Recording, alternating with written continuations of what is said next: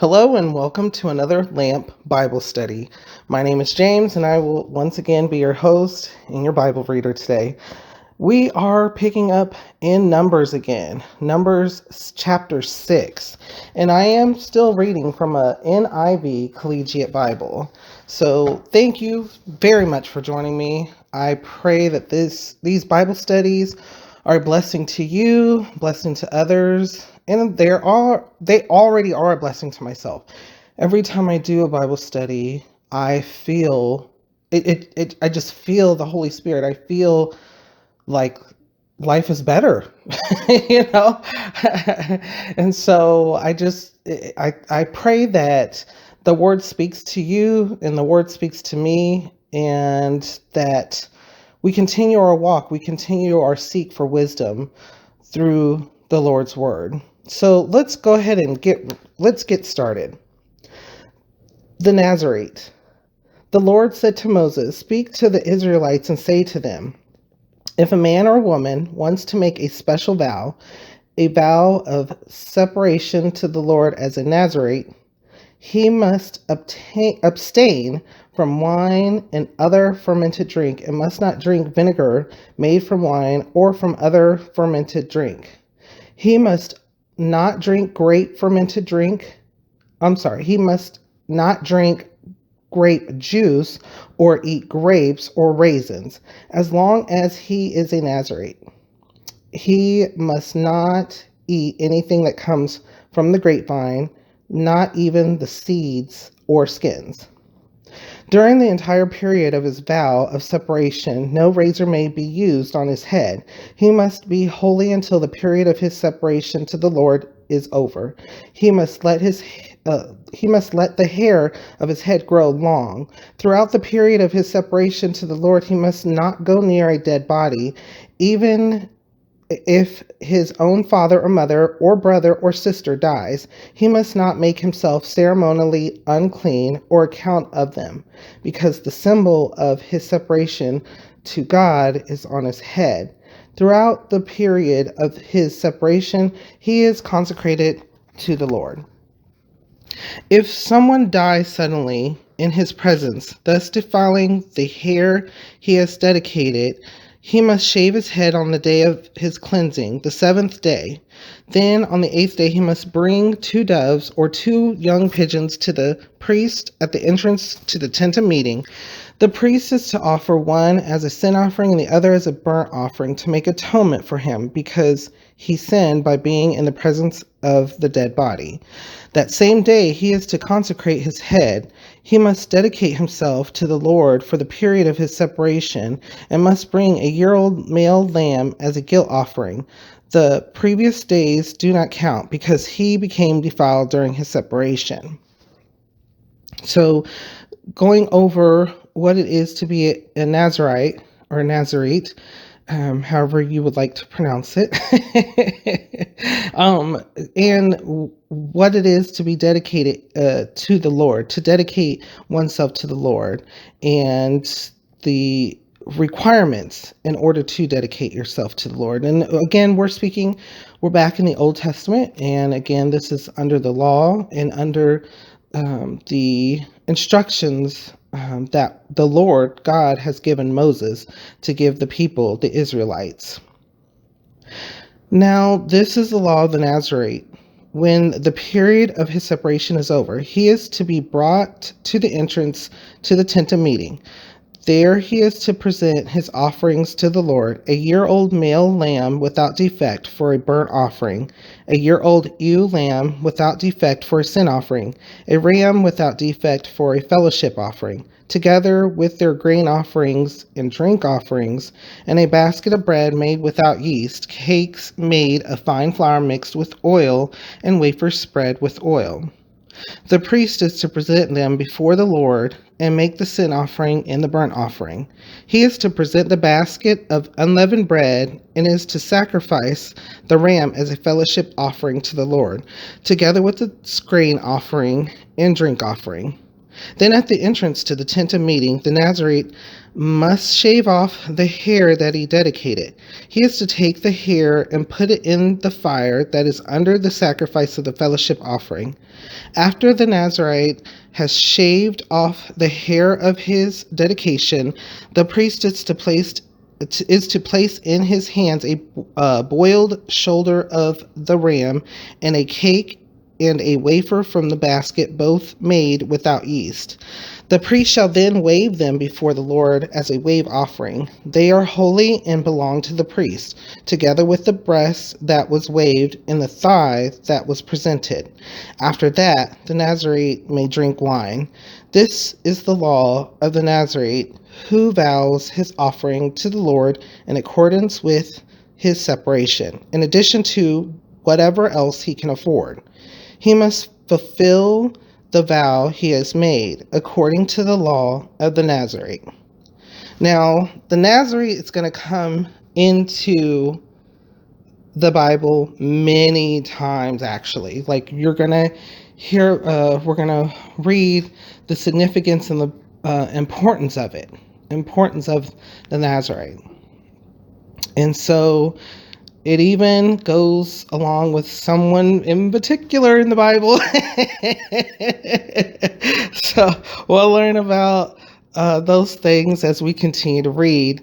Things that came into my mind when people dedicate themselves to the Lord. What are examples or thoughts or feelings that you have, or what are things that you could think of that are similar today? I know for me, I know immediately when I was reading this, one of the things that popped up into my head was some men do no shave November, which means that they don't shave. Now, it's not necessarily a dedication of service, but they don't shave for a whole month. I'm not sure. There's so many different reasons that I've heard, whether it's for fun or whether it's because everybody else is doing it or whether there's some type of actual thing with it. I'm not quite sure, but it does remind me of things that have happened even now that are similar, but not necessarily a dedication. I do know that people do dedicate things to the Lord, and they also remove things from themselves for a while. So they dedicate them not consuming certain types of foods. I know that typically is during closer to the Easter time in the springtime, late winter, early spring is when people either rededicate themselves or give up something for Lent. And so just different types of things have entered my mind just while reading this, which is quite interesting. And like I've said before in a Bible study or in any reading, just because you're reading something in the Word, because this is the living Word and it speaks to you, doesn't necessarily mean you're going to get exactly what information you're reading or what is being dictated to you. I do know that, like I mentioned before, in my own Sunday school classes or classes that I've been to or attended, I've noticed that the instructor, the teacher, whomever is instructing, may be dictating out of a book or maybe dictating out of some type of pamphlet or whatever booklet that they, like churches have, and they have a particular point that they want to get across, and not necessarily do I get that. I understand what they're trying to make, but it doesn't speak to me in the same way, the same word that we just read. So if that happens, that is okay. Pray about it and seek God's wisdom, and and think about it to yourself, and you'll know when it's correct. Let's continue to read. The priestly blessing. The Lord said to Moses, "Tell Aaron and his sons, this is how you are to bless the Israelites. Say to them, the Lord bless you and keep you. The Lord make his face shine upon you and be gracious to you. The Lord turn his face toward you and give you peace. So they will put my name on the Israelites and I will bless them." Amen. That verse right there, I have seen that in so many different things and artwork, and just it's one of those well-known verses. And this is one of those points where I know people like to take numbers for granted. No book in the Bible should be taken for granted, especially like I mentioned even before. Numbers is known because you have a lot of the begats, or you have a lot of the historical records of family records, and that is all important because you need to know you're at Z, or you're at the end, or you're at wherever you need to be, but need to know how you got there. So you started at 1, 2, 3, 4, 5, 6, 7, 8, 9 was necessary before you got to 10. And so that's as well. With that being said, you also have very impactful passages in Numbers, and that is one of them. And it's so impactful that I want to read it again. This is even said in many of prayers. I've heard pastors and priests mention this particular verse as well. Let me go ahead and read it again. Numbers 6:24. The Lord bless you and keep you.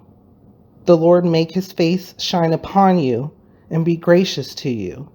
The Lord turn his face toward you and give you peace. So that is Numbers 6:24 through 26.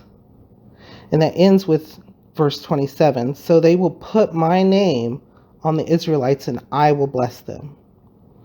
Amen. Thank the Lord. Thank you, God, for that. Just reading that is very impactful to me. What does it say to you? What kind of thoughts or feelings does it bring up to you? Everything that we've read through so far and what we know of, the Israelites have left Egypt. They've left hundreds of years of slavery.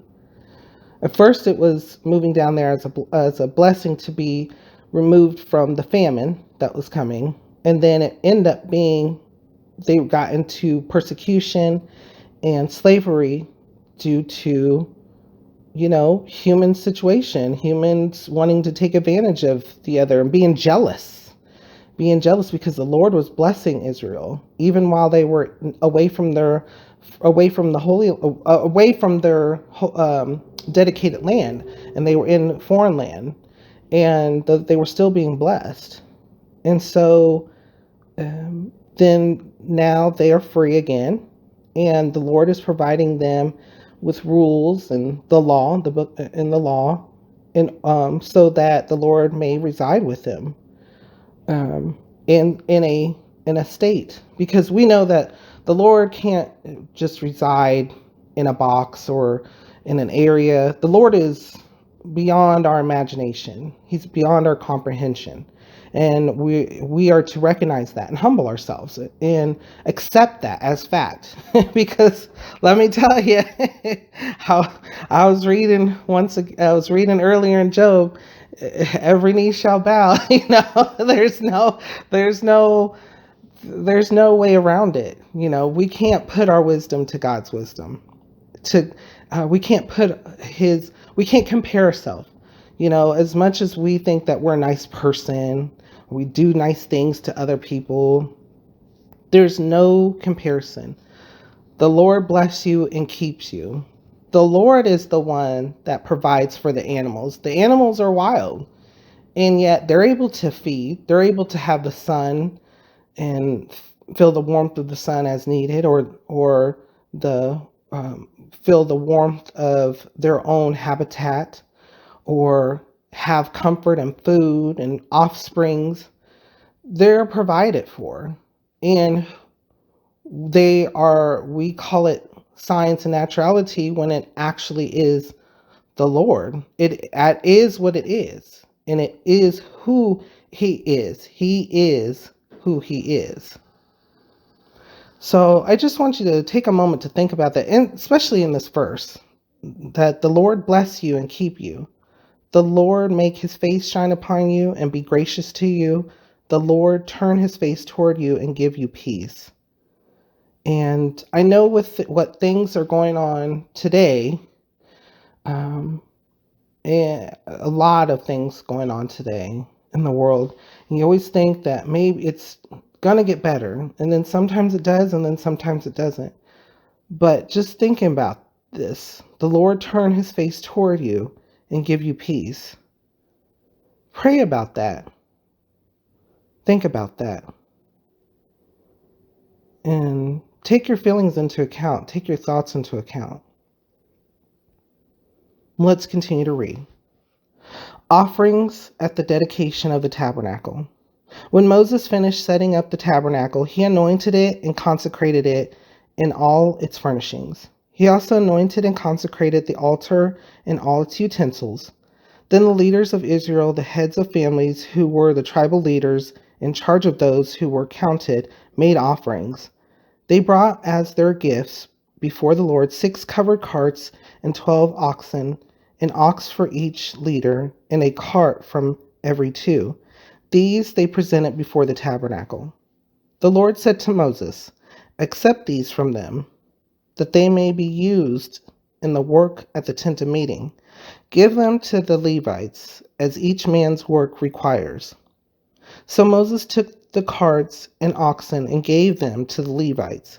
He gave 2 carts and 4 oxen to the Gershonites as their work required. And he gave 4 carts and 8 oxen to the Merarites as their work required. They were all under the direction of Ithamar, son of Aaron, the priest. But Moses did not give any to the Kohathites, because they were to carry on their shoulders the holy things for which they were responsible. When the altar was anointed, the leaders brought their offerings for its dedication and presented them before the altar. For the Lord had said to Moses, "Each day one leader is to bring his offering for the dedication of the altar." The one who brought his offering on the first day was Nahshon, son of Amminadab, of the tribe of Judah. His offering was 1 silver plate weighing 130 shekels, and 1 silver sprinkling bowl weighing 70 shekels, both according to the sanctuary shekel, each filled with fine flour mixed with oil as a grain offering, 1 gold dish weighing 10 shekels, filled with incense, 1 young bull, 1 ram, and 1 male lamb a year old, for a burnt offering, 1 male goat for a sin offering, and 2 oxen, 5 rams, 5 male goats, and 5 male lambs a year old, to be sacrificed as a fellowship offering. This was the offering of Nahshon, son of Amminadab. Now, I think it's very interesting because the tribes came from, the 12 tribes, the sons of Israel. And as we can see, the tribe of Judah is already starting to show in a light of almost like a leadership. And they're starting to show signs of that there is something that's going to be important coming from the tribe of Judah. And for those of you who have read the Bible, you know who I'm talking about. The Lion of Judah. And so, what kind of thoughts or feelings just in those few verses that we read come to mind? How does it make you feel? What does it make you think? On the second day, Nathanael, son of Zuar, the leader of Issachar, brought his offering. The offering he brought was 1 silver plate weighing 130 shekels and 1 silver sprinkling bowl weighing 70 shekels, both according to the sanctuary shekel, each filled with fine flour mixed with oil as a grain offering, 1 gold dish weighing 10 shekels filled with incense, 1 young bull, 1 ram, and 1 male lamb a year old, for a burnt offering, 1 male goat for a sin offering, and 2 oxen, 5 rams, 5 male goats, and 5 male lambs a year old, to be sacrificed as a fellowship offering. This was the offering of Nathanael, son of Zuar, or Zar. On the third day, Eliab, son of Helon, the leader of the people of Zebulun, brought his offering. His offering was 1 silver plate weighing 130 shekels, and 1 silver sprinkling bowl weighing 70 shekels, both according to the sanctuary shekel, each filled with fine flour mixed with oil as a grain offering. 1 gold dish weighing 10 shekels, filled with incense, 1 young bull, 1 ram, and 1 male lamb a year old, for a burnt offering, 1 male goat for a sin offering, and 2 oxen, 5 rams, 5 male goats, and 5 male lambs a year old, to be sacrificed as a fellowship offering. This was the offering of Eliab, son of Helon. On the fourth day, Eleazar, son of Shedor, the leader of the people of Reuben, brought his offering. His offering was 1 silver plate weighing 130 shekels, and 1 silver sprinkling bowl weighing 70 shekels, both according to the sanctuary shekel, each filled with fine flour mixed with oil as a grain offering, 1 gold dish weighing 10 shekels, filled with incense, 1 young bull, 1 ram, and 1 male lamb a year old, for a burnt offering, 1 male goat for a sin offering, and 2 oxen, 5 rams, 5 male goats, and 5 male lambs a year old, to be sacrificed as a fellowship offering. This was the offering of Eleazar, son of Shedor. So what we're seeing, if you haven't noticed, is that all the tribes are bringing the same offering. And it is as it was written, as it was requested, as it was done. So they're all following through with the requirements as they were told. On the fifth day, Shelumiel, son of Zurishaddai, the leader of the people of Simeon, brought his offering. His offering was 1 silver plate weighing 130 shekels, and 1 silver sprinkling bowl weighing 70 shekels, both according to the sanctuary shekel, each filled with fine flour mixed with oil as a grain offering, 1 gold dish weighing 10 shekels, filled with incense, 1 young bull, 1 ram, and 1 male lamb a year old, for a burnt offering, 1 male goat for a sin offering, and 2 oxen, 5 rams, 5 male goats, and 5 male lambs a year old, to be sacrificed as a fellowship offering. This was the offering of Shelumiel, son of Zurishaddai. On the sixth day, Eliasaph, son of Deuel, the leader of the people of Gad, brought his offering. His offering was 1 silver plate weighing 130 shekels, and 1 silver sprinkling bowl weighing 70 shekels, both according to the sanctuary shekel, each filled with fine flour mixed with oil as a grain offering, 1 gold dish weighing 10 shekels, filled with incense, 1 young bull, 1 ram, and 1 male lamb a year old, for a burnt offering, 1 male goat for a sin offering, and 2 oxen, 5 rams, 5 male goats, 5 male lambs a year old, to be sacrificed as a fellowship offering. This was the offering of Eliasaph, son of Deuel. On the seventh day, Elishama, son of Ammihud, the leader of the people of Ephraim, brought his offering.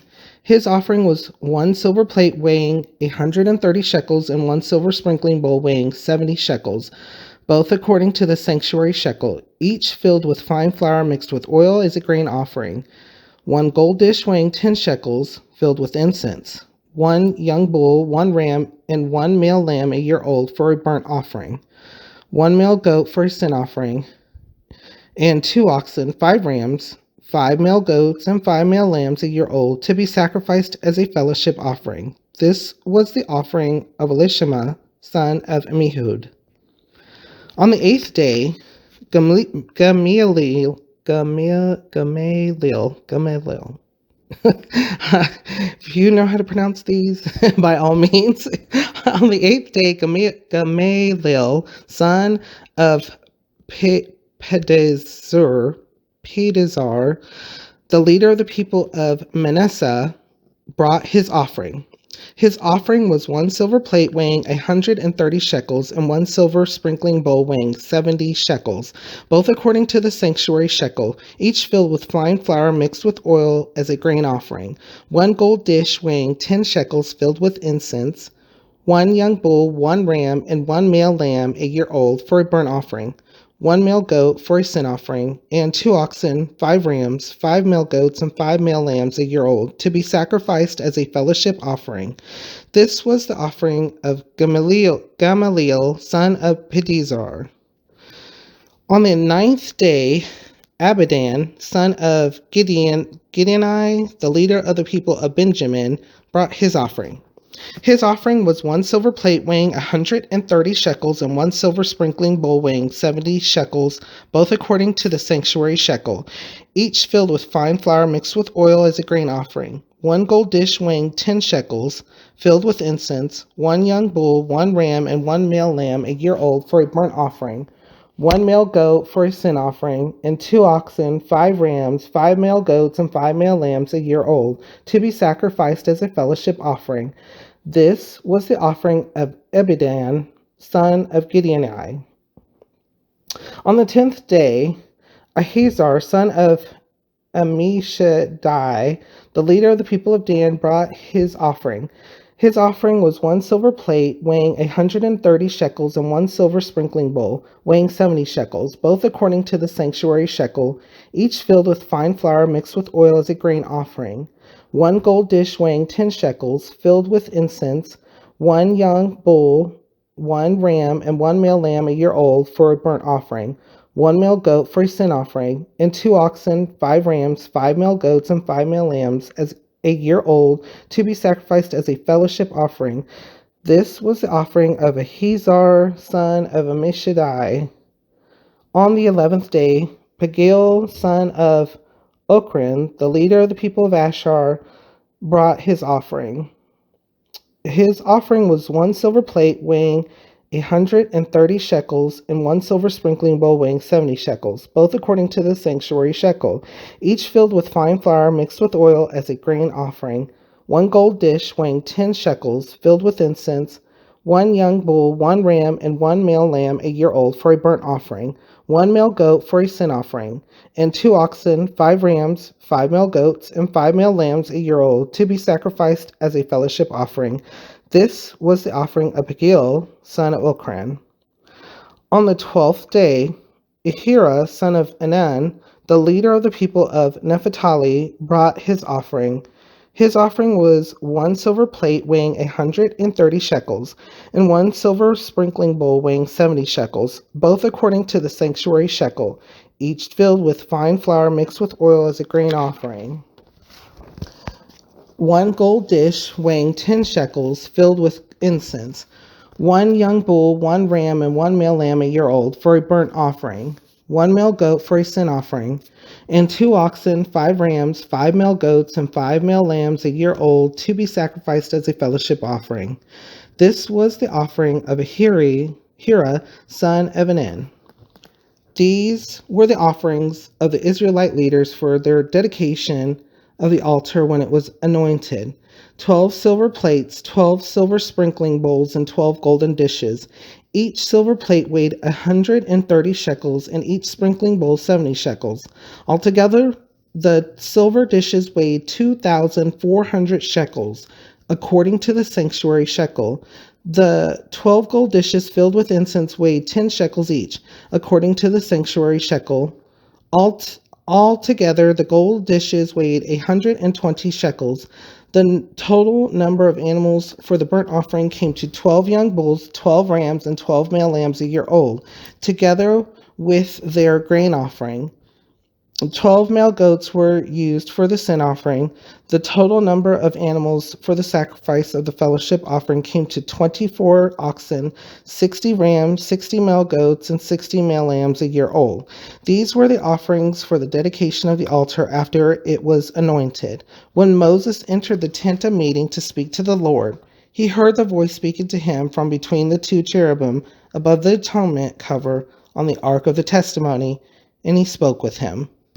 So, as we can see, all 12 tribes were were there and represented, and they all gave according to how they were to give, how they were to give for their sin offering, their fellowship offering, and the for the tent of meeting. So and so then Moses entered into the tent and he spoke to the Lord directly. And so, what kind of thoughts or feelings or things can you think of? What comes to mind during this time? I think it's amazing as well because God was with them. And then Moses, could you imagine even being someone like Moses, or being able to go in and talk to God, feeling his presence, seeing his presence above the cherubim of the ark? I think it's completely amazing. I think it would be just absolutely out of this world, something that we may not experience in our life, but we will experience it. Let's continue to read. Setting up the lamps. The Lord said to Moses, "Speak to Aaron and say to him, when you set up the 7 lamps, they are to light the area in front of the lampstand." Aaron did so. He set up the lamps so that they faced forward on the lampstand, just as the Lord commanded Moses. This is how the lampstand was made. It was made of hammered gold from its base to its blossoms. The lampstand was made exactly like the pattern the Lord had shown Moses. So the lampstands, again, were instructed by God to Moses to have set up to be a light for the area. And the Lord told Moses that he had put the thoughts and the craftsmanship in select people, and that these items were to be made and could be made. And so Moses went and he was given the names of some, and those people stepped forward and they made these items exactly how the Lord requested them. Isn't that amazing? It goes to show us that the Lord can use any one of us in any way. And, you know, when it goes to using us in more ways, we can definitely ask, we can definitely pray. You know, you can always pray about being utilized in the Lord's kingdom, being utilized to spread the message, being utilized to be a reflection of Him, being utilized to do things, whether it's in preparation, like you helping out to help create something, to help create a better thing, to help create a movement, to help being like an evangelist, to help being someone who goes out and really represents a walk with the Lord. The Lord can use anybody. And don't think that your sins or your feelings block you from that. Don't think that, because even as we'll read on further, the Lord can use anybody, even people that never even believed in Him, and then now do, because they were utilized by the Lord. They got to see the Lord at work. They got to see the Lord in action. And we'll read about that. We'll come across circumstances and scenarios within the Bible that show us, and these are real. So it's an opportunity for us to even pray and ask to be utilized. And don't think you're not being utilized either, because I've recently, not just recently, but over some time, and even myself, I can even go as to say with myself, it becomes a problem, because I feel like sometimes I'm not on the right path, or I'm not doing as the Lord would want me to do. That somehow either my sin's blocking me or me, myself, and I am blocking myself. Like I should have chose differently or I should have done something different. And that's not necessarily the case, nor should it be looked at that way, because you are where you're at for a reason. The Lord already knows. The Lord already knows how literally everything. This is the Lord is eternal. He is the past, present, and future. He already knows what's coming up. He already knows our decisions. He already knows what we're going to do. And so we have to accept that fact. When we accept that, it can help us to lead us to move forward where we're supposed to go, where we're supposed to be. And by reading the word, by seeking the Lord's wisdom, that helps us stay on track. So that way, when you do move on and you do get a chance to look back, or you do end up remembering back, you don't question yourself as much. You don't see it as, man, was I doing the right thing? I'm not talking about worldly things. I'm not talking about, you're progressing your career or your money or your life situation or your relationship with someone. I'm not talking about earthly things. I'm talking about you yourself, you as a person, me as a person, your true self, not the stuff that we put out there to other people. Not the person that we think we are, or our goals as what we think we want to be, but our actual walk with the Lord. And all that will wrap back in together to your life as a reflection of you, as a true reflection of you. So continue to read, continue to pray, continue to seek God's wisdom. Let's continue to read. The setting apart of the Levites. The Lord said to Moses, "Take the Levites from among the other Israelites and make them ceremonially clean. To purify them, do this. Sprinkle the water of cleansing on them, then have them shave their whole bodies and wash their clothes and so purify themselves. Have them take a young bull with its grain offering of fine flour mixed with oil.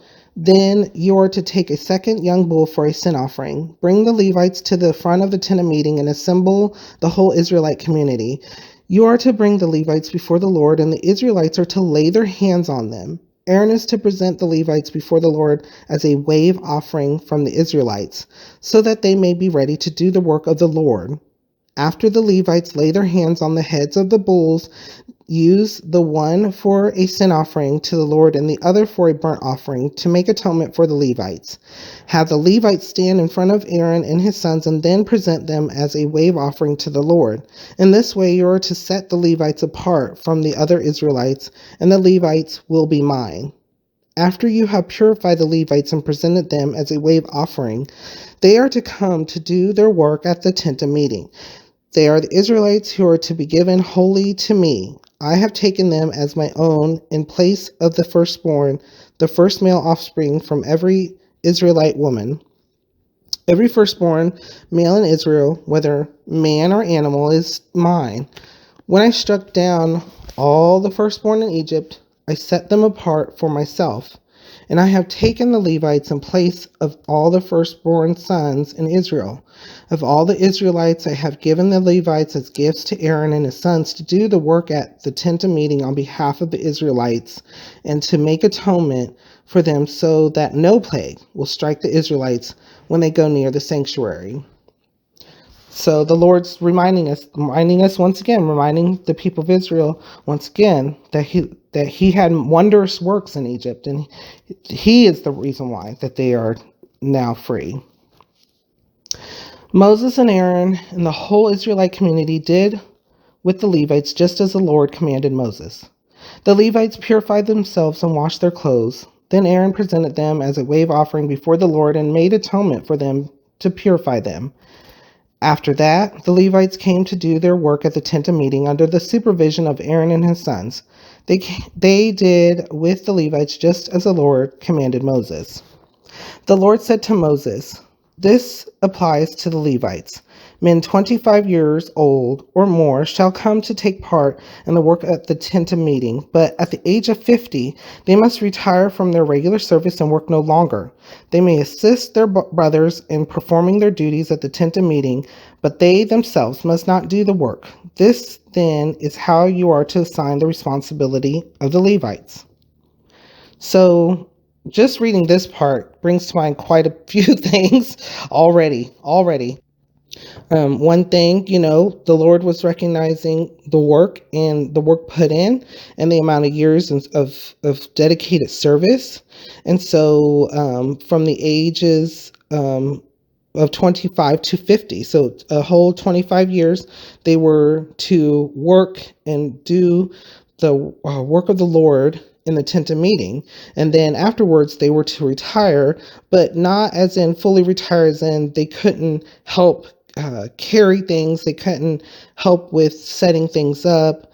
Just the responsibilities of the actual tabernacle were no longer necessary. They didn't have to fulfill regular service duties.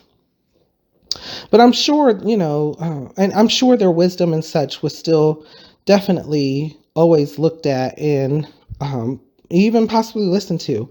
I wonder what it had been like back then, back in the Old Testament, back during Moses and being in that time frame. What kind of thoughts or feelings do you have? How does it make you feel? What does it make you think?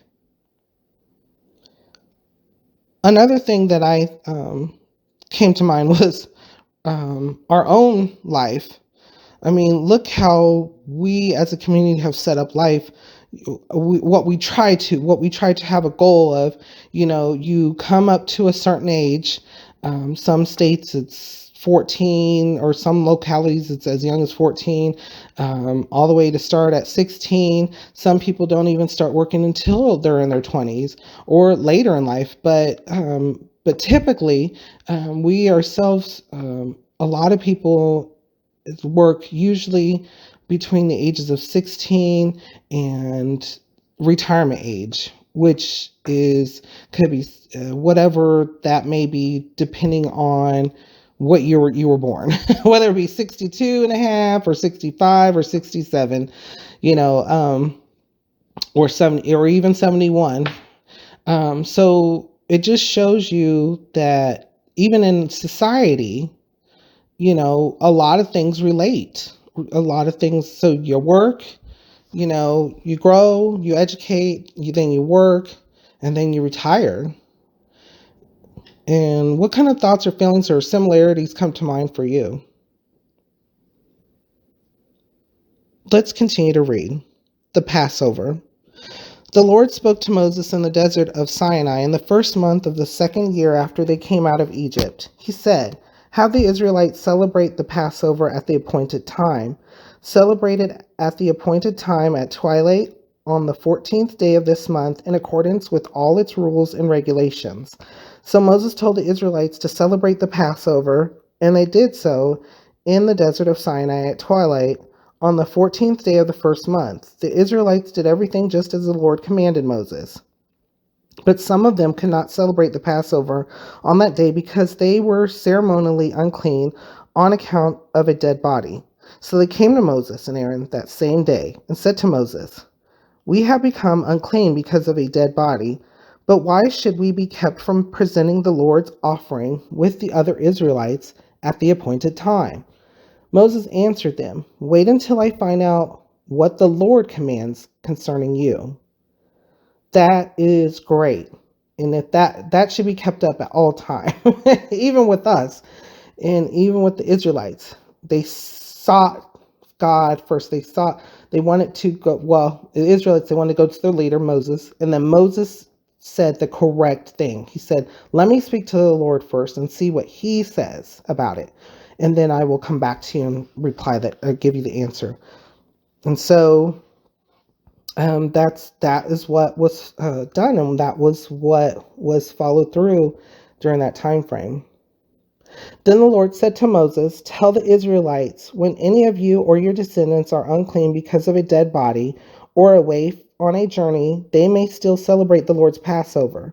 They are to celebrate it on the 14th day of the second month at twilight. They are to eat the lamb together with unleavened bread and bitter herbs. They must not leave any of it till morning or break any of its bones. When they celebrate the Passover, they must follow all the regulations. But if a man who is ceremonially clean and not on a journey fails to celebrate the Passover, that person must be cut off from his people because he did not present the Lord's offering at the appointed time. That man will bear the consequences of his sin. An alien living among you who wants to celebrate the Passover, an alien living among you who wants to celebrate the Lord's Passover must do so in accordance with its rules and regulations. You must have the same regulations for the alien and the native born. So, two things here.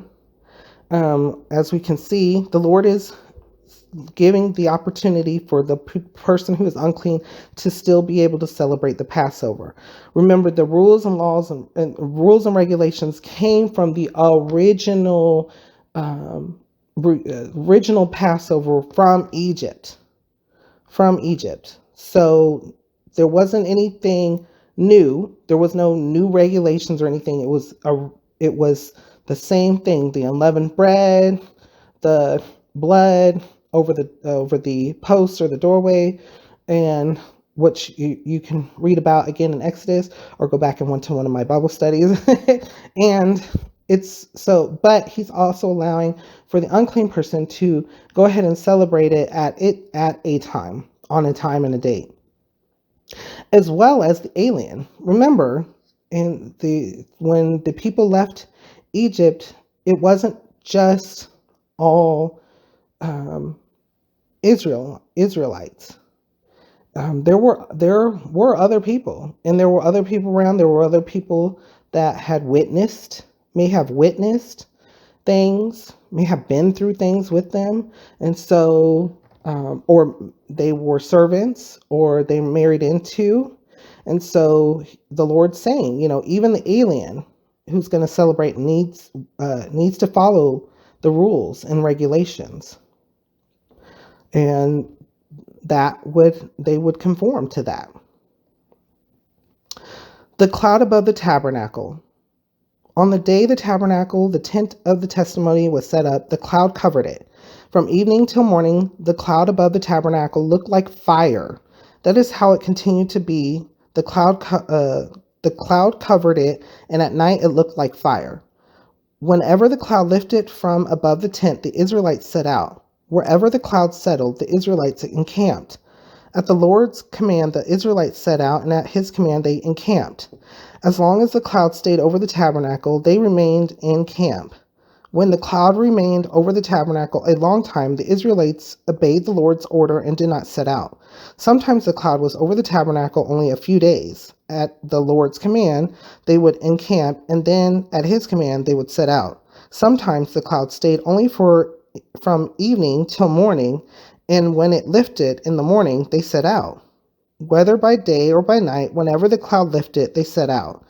Whether the cloud stayed over the tabernacle for 2 days or a month or a year, the Israelites would remain in camp and not set out. But when it lifted, they would set out. At the Lord's command, they encamped, and at the Lord's command, they set out. They obeyed the Lord's order in accordance with his command through Moses. That would be amazing to see the Lord's presence, the Lord's glorified holy presence, and with the Israelites. And it settled over the tent, the tabernacle, and would be there, and at night it would look like fire. Ooh, that's just I can think of one thing when I saw, I went to Volcanoes National Park in Hawaii, and it had fire and smoke, and the fire was in the smoke, in the smoke that was coming up out of the ground. And so in a way, I almost imagined seeing something similar, or maybe not. Maybe it was completely different. Remember, the people, the writers and the people who are speaking this and having it written down are trying to describe it the best they could. Maybe it might look different to us, or maybe we may have a different description, or maybe it was dead on. Maybe it was dead on. We don't know. But and then of course throughout the years and throughout the centuries, interpretations of the words come and go, or they change a little bit here, they change a little bit there, but the substance. I want to just say this because I don't want to bring up that there's contradictions or there's issues with the Bible, when the substance of the word, the holy word, I believe is in the Bible and remains in the Bible to this day. What we need to know, because there is that whole adding to and taking away, removes your name from the book of life and such. Yes, that is absolutely correct. However, the Lord's word as a whole, what the basis is and what is there is what is there, has been there in the past, present, and will be in there, will be there in the future. And that is what we need. That is our guide. That is our wisdom that we seek. What kind of thoughts or feelings do you think of, or what can come to mind? Is there anything is there examples or things that come to mind for you? How does it make you feel? What does it make you think? The silver trumpets.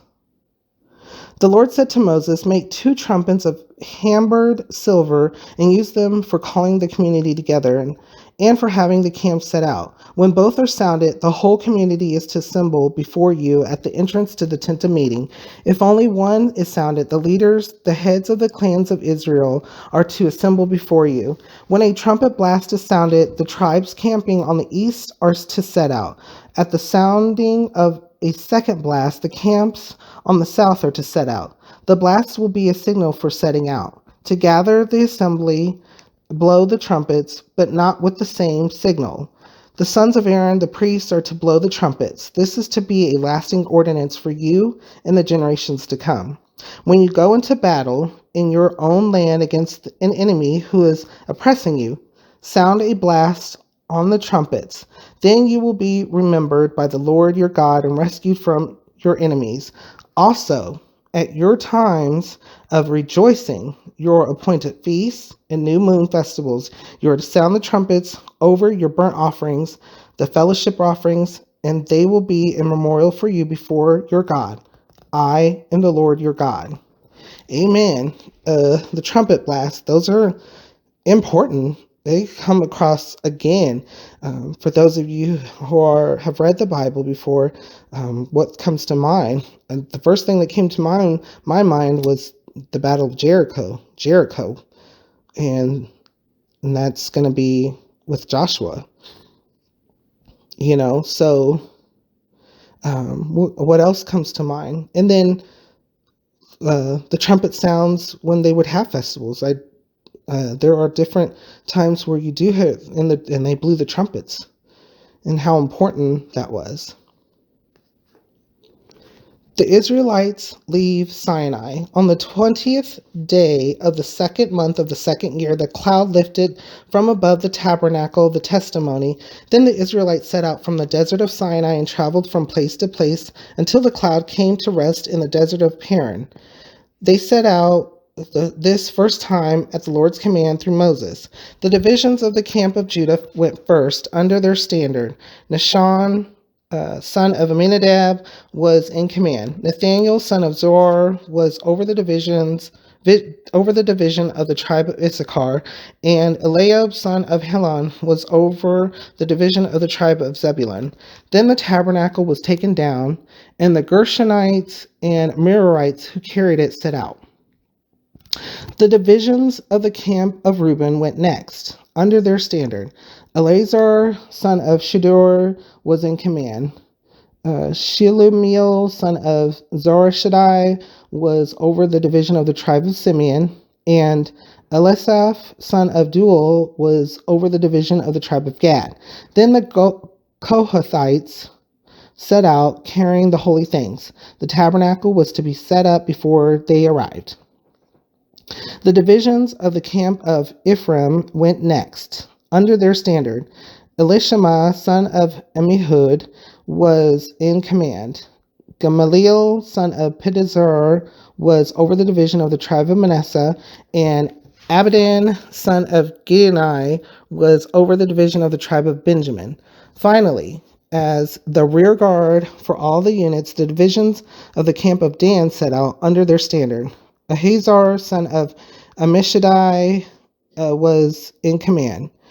Uh, Pagiel, son of Okran, was over the division of the tribe of Asher, and Ahira, son of Enan, was over the division of the tribe of Naphtali. This was the order of march for the Israelite divisions as they set out. So they remember Israel was like probably over 1 million people. So having set rules and set orders and it just made everything to come together and be done in a proper order with this many people. My goodness, it's like just being in command of just a ton of people, and so order had to be set for them. Now Moses said to Hobab, son of Reuel the Midianite, Moses' father-in-law, "We are setting out for the place about which the Lord said, 'I will give it to you.' Come with us, and we will treat you well, for the Lord has promised good things to Israel." He answered, "No, I will not go. I am going back to my own land and my own people." But Moses said, "Please do not leave us. You know where we should camp in the desert, and you can be our eyes. If you come with us, we will share with you whatever good things the Lord gives us." So they set out from the mountain of the Lord and traveled for 3 days.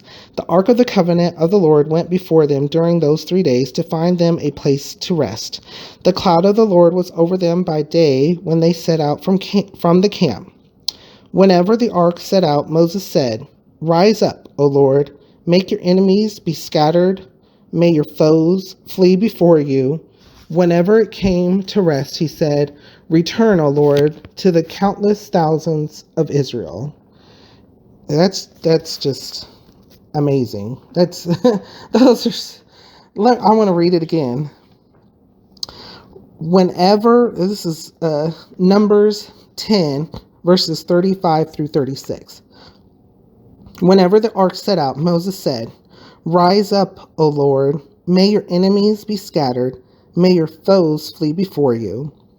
Whenever it came to rest, he said, "Return, O Lord, to the countless thousands of Israel."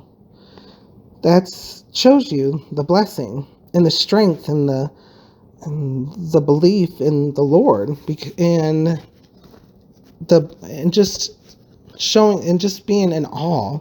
There's just so many words that come to mind when I read this. So many thoughts. That's just comforting as well. The Lord was with them. The Lord was guiding them. The Lord was protecting them. There were other people on the land. It wasn't just that there was nobody there. Nobody at all knew what was or saw what was going on. There were people. There were travelers. There were people back then seeing that this whole nation was they had the Lord protecting them. They had the Lord with them. Just wow, that's amazing. Now we went through again Numbers chapter 6 through 10, and we went over quite a bit of truth, facts, information. We went over the Nazirite and the dedication of oneself to the Lord. And we also went over offerings at the tabernacle, at the dedication of the tabernacle, with the particular offerings and how each tribe gave the same thing. And so there were 12 of the same offering to dedicate the tabernacle. We went over the setting up the lamps, the important lamps that were to be lit in front of where they were supposed to be. We also went over the setting apart of the Levites and how they were distinguished between the Levites representing the ones that are to work for God and help the people, and then the rest of Israel. We also went over the Passover again, just as a reminder, in how that it was from the original Passover that Israel did in Egypt. The cloud, we talked about the cloud above the tabernacle, how it would lift if they were to set out. Israel was to set out, and it would remain if Israel was supposed to stay. It would stop, and they would stop, and that's where they would camp.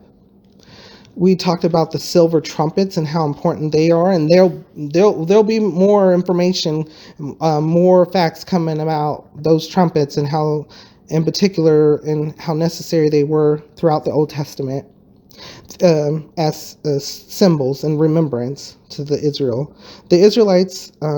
We talked about the Israelites leaving Sinai because they were encamped there for a while. And so, once again, we come to the end of the Land Bible study today. I want to thank you very much for following along, reading here. And I pray that we continue to seek the Lord's wisdom together. Please continue to join me as much as you can or when you can. I do also post highlights. So if you don't have a whole lot of time, but you need a little bit of the word spoken to you, and I hope, for healing. I pray for healing. Please pray for me. I pray for you, of course. Definitely. We are all God's children. And I pray that we continue to seek wisdom together. And when you think this, be thankful to God for this. If this is a blessing to you, definitely be thankful to God. Don't thank me, because I am just a vessel. I would love to be a vessel for the use of God's glory, for God's holy work, for to be a reflection. And so if this is helpful to you, praise the Lord. Kneel down, pray to the Lord, pray to God, and thank him and bless him. Sing praises to him. Again, thank you so much for joining me. I hope you have a wonderful morning, a good day, good afternoon, good evening, and God bless.